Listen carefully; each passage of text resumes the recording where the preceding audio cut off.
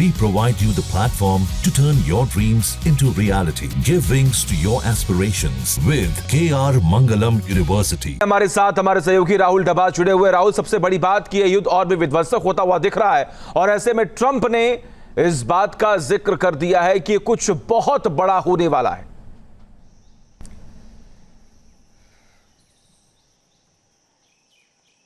देखिए, निश्चित तौर से क्योंकि जंग के 5वें दिन की शुरुआत हो गई है, सबसे पहले टारगेट किया जाता है आईडीएफ को और उसके अलावा ईरान के सैन्य अधिकारियों को, न्यूक्लियर ठिकानों को। लेकिन उसके बाद अब तेल के कुएं से लेकर के ऑयल रिफाइनरी, ऐसी कोई भी स्थिति नहीं बची है जो टारगेट पे ना हो। यहां तक कि तेल अवीव से लेकर के तेहरान तक के जो सिविलियन क्षेत्र है, जहां आम लोग रहते हैं, आम लोगों के घर है, वहां भी बमबारी की जा रही है। जिस तरीके से डोनाल्ड ट्रंप ने कहा है कि हम चाहते थे साइन कर दो, साइन नहीं किए गए, अभी भी समय है, वरना बहुमूल्य जीवन का लॉस होगा, नुकसान होगा। और उन्होंने यह भी स्पष्ट कर दिया है कि G7 की मीटिंग से वो जल्दी चले जाएंगे और उसके बाद कोशिश करेंगे कि सीज फायर हो सके। लेकिन सवाल ये उठता है कि अब जंग किस दौर में जाएगी, क्योंकि जो हिट कर रहे हैं तेल अवीव को, हाइफा को, एशडोड को, एश्कलोन को, यरूशलेम को, वो तमाम मिसाइलें बैलिस्टिक मिसाइल है। बैलिस्टिक मिसाइल को रोकना अपने इनिशियल स्टेज में, जिसे हम रैपिड स्टेज कहते हैं, वहां पर आसान होता है, क्योंकि उसके बाद एक बार वो स्पेस में चली जाए तो उसके बाद जमीन पे उसके हिट करने की गति लगभग मैक 24 हो सकती है, यानी ध्वनि की रफ्तार से 24 गुना ज्यादा।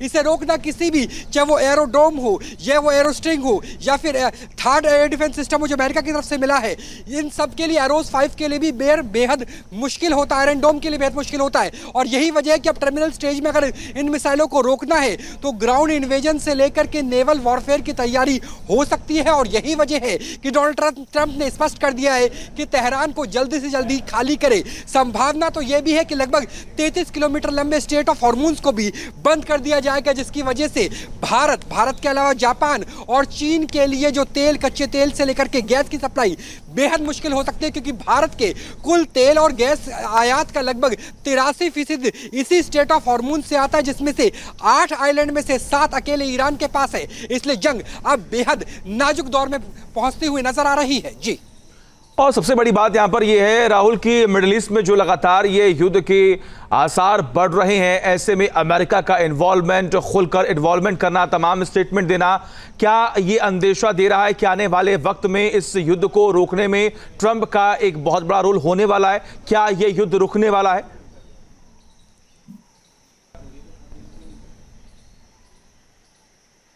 देखिए, अगर अमेरिकन एयरबेस पे, अमेरिकन नेवल बेस पे अटैक नहीं किया जाता है तो मान के चलिए कि एक स्कोप ऑफ कम्युनिकेशन बना रहेगा, यानी सीज फायर की संभावना है। और वो अमेरिका के जरिए भी हो सकती है, यूरोपियन यूनियन के जरिए भी, जिसमें चीन और रूस के साथ भारत की भी मध्यस्थता हो सकती है। लेकिन ये तब तक है जब तक अमेरिकन बेसिस के ऊपर सीधा हमला नहीं किया जाता। लेकिन जिस तरीके से जंग का दायरा बढ़ रहा है, जिस तरीके से खमेनी के ऊपर सीधे तौर पर बेंजामिन नेतन्याहू ने डेथ वारंट की बात की, ऐसे में संभावना कम है कि 5वें दिन भी संघर्ष विराम हो सकता है। जी, जहां भक्ति है हर शब्द में, कथाओं में छुपे हैं दिव्य रहस्य और ज्योतिष देता है जीवन को दिशा। धर्म से जुड़ी हर बातों को जानने के लिए हमारे चैनल स्तुति को सब्सक्राइब करें।